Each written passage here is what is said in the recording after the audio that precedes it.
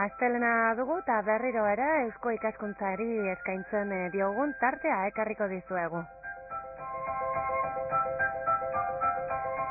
Gaur ere bi aztergai izanen ditugu eta noski bi elkarrizketa interesgarri. Alde batetik udako Euskal Unibertsitatearen urte osoko jardueraz hitz eginen dugu Irati Itziarrekin. Eta bestetik berriz Jose Luis Nieva historialariarekin hitz eginen dugu. Elkarrizketa hori bi zatitan entzuteko aukera izanen duzue. Gaur bat, zati bat eta datorren astean bestea. Kontua da, gaia da, Eusko Ikaskuntzak Euskara izeneko 19. mendeko aldizkaria eskegi duela interneten 3 bikoitza euskomedia.org helbidean duzue aldizkari hori.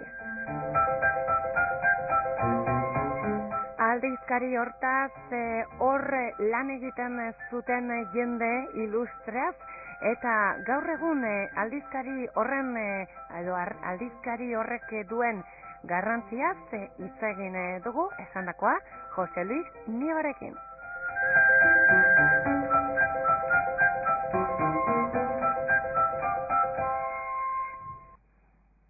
Pues batez ere komentatu dugunan ezagutzeko pues joan den mendean edo duela 2 mende pues Nafarroako lehenengo elite intelektualak egin zuen lana.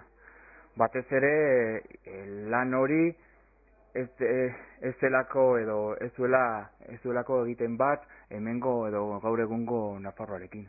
Pizka bat ikusten da nola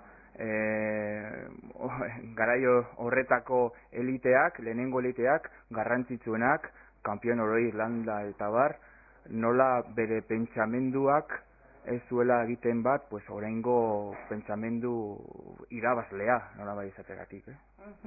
Eta zuk aipatu duzun bezala, jende ilustreak sortu zuen aldizkari hau. Gogoratuko ditugu pixka bat zein izan ziren garrantzizkoenak eta zergaiti dira garrantzizko. Batez ere garrantzitsuenak izan ziren, Landa izan zen lehenengo zuzendaria, eta gero batez ere Iturralde Zuit eta Kanpion. Azkenean horiek bakarrik geratu ziren, lehenengoa zuzendari, bestea idazkari, eta horiek lan egiten zuten aldizkarian gainera ezen lan finko bat, ez zuten dirurik irabazten.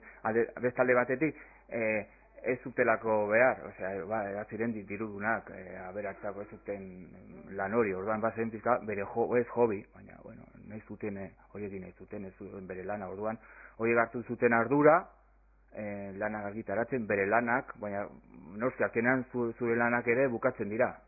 Eta besteen lanak, baina, bueno, gero beste aldizkari batzuk agertzen dira, eta kompetentzia gehiago argitzeko orduan, pues paper gutxiago, eta batez ere, gero oloitzez ere, pues argitaratu zuen lanen bat, edo behintzak, gainera elitea, baziren 4, 5, 6, 7, 8 pertsona, pentsa ezazu gaur zein den hemengo elitea, pentsatu duela 100 piko urte, pues la elite ziren 10, 11, 20 pertsona.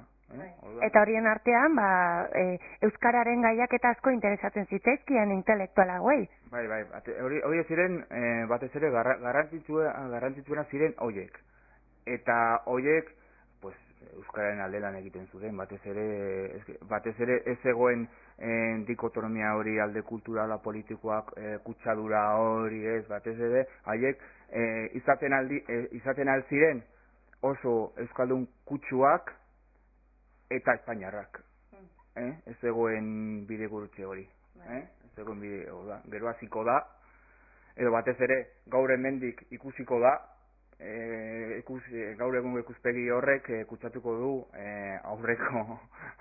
aurreko bizioa, eta azkenean, horiek baskuak euskalduna sentitzen ziren, eta ni ez nahi sentitzen euskalduna, orduan ni, pues bueno, estaliko ditut. Eta hor dago pizka bat.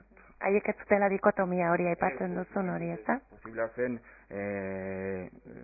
nafartarra edo napartarra euskalduna izatea eta espainola izatea. Gero aldatuko da nola izaten alden espainiarra. Espainia plurala, Espainia ez dakiz zer, eta azkenean nahi esango dute, pues agian ez interesatzen horrelako espainiarra izatea, bestela ezin dut naparra izan. Baina hori gertatuko da gero, Bai, hain zuzen ere, eta zuk lehen aipatu duzu, abertzaletasunarekin lotutako termino asko agertzen dira, da baina Sabino Aranaren aurretik, ez da? Bai, hombre, ezin da ulertu Sabino Arana euskaroen lanik gabe. Aldrebez bai, batez ere kronologia kontua, lehenengoa jaio ziren hauek, lan egin zuten, gero jaioko da Sabino Arana, osea, posiblea da ulertzea, gainera, 83an, 1883an, aldizkaria ja bukatu zenean, Sabino Arana bazen ume bat. Ja bazuten bere lan eginda. Gero torriko da Sabino Arana, hartuko ditu hauen ideiak edo beste batzuk, birasmatuko ditu, eta bueno, eta hori pizka bat gertatuko da, orduan, komentatu duguna.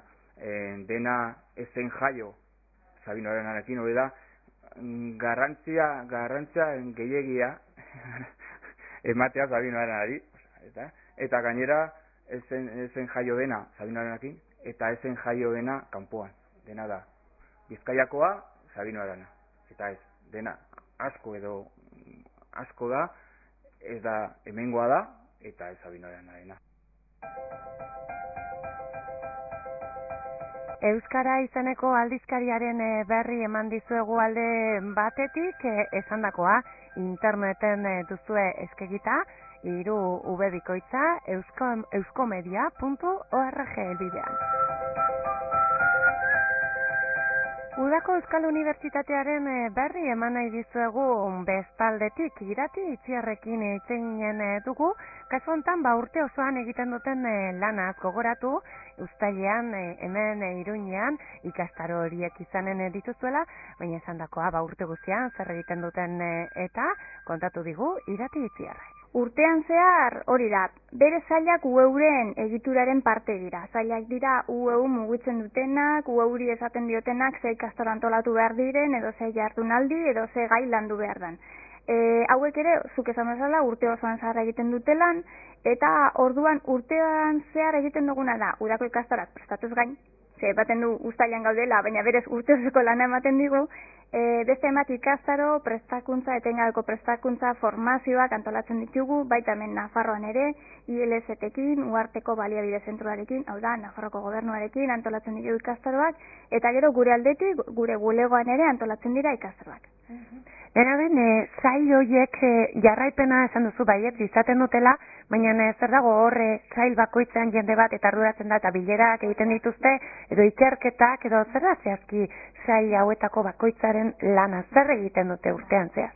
Zailak dira azkenean gure adituen multzoak. Gure bazkideak dira, bazkide horiek antolatzen ditugu zailetan, 1160 uste bazkide ditugula, zailetan antolatuta, 26 zailetan jakintza multzoak dira, jakintzaren arabera antolatuta daude, eta hori da, urtean zehar bereiek biltzen dira, eta bereiek nola esparru ezagutzen duten unibertsitariak dira, asko unibertsitateko irakasleak edo ikasleak dira, euren utxuneak ezagutzen dituzte, eta utxune horiek identifikatzen eta horiek lantzen laguntzen digute, beraiek markatzen dute euren hildoa. Ikaslei begirata, uztaileko ikastaro hauetan parte hartzeak adiez titulurik edo ematen duen, edo?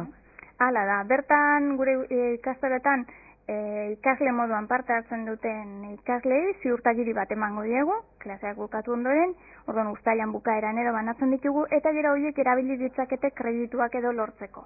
Kredituak lortzerako orduan, EHU bere kreditu azken sisteman onartzen ditu, gure ikastaroak ziurtagiri horiek onartzen dira, eta gainontzeko unibertsitatean, Deustu, edo Nafarroko unibertsitatean da, eskaera egin behar da, baina badakigu ere onartzen direla.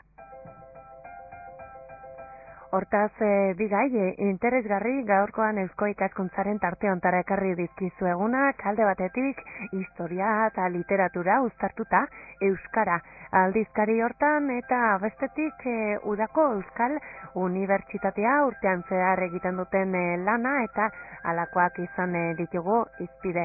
Gogoratu, ikastaro horiek Udako Euskal Unibertsitatearenak uztailean izanen direla, hemen Iruñean, eta informazio gehiago irubebikoitza ueu.org elbidean duzuela.